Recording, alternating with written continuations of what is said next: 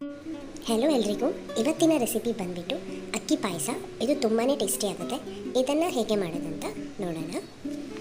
1/4 ಕಪ್ನಷ್ಟು ಜೀರಾ ರೈಸ್, ಗಂಧಸಲ ಅಂತ ಹೇಳ್ತಾರಲ್ಲ, ಅದನ್ನು ಚೆನ್ನಾಗಿ ತೊಳೆದ್ಬಿಟ್ಟು ಒಂದು ಪ್ರೆಷರ್ ಕುಕ್ಕರಿಗೆ ಅದನ್ನು ಹಾಕಿ, ಅದಾದ ನಂತರ ಅದಕ್ಕೆ ಒಂದು 4ರಿಂದ 5 ಕಪ್ನಷ್ಟು ನೀರನ್ನು ಹಾಕಿಬಿಡಿ.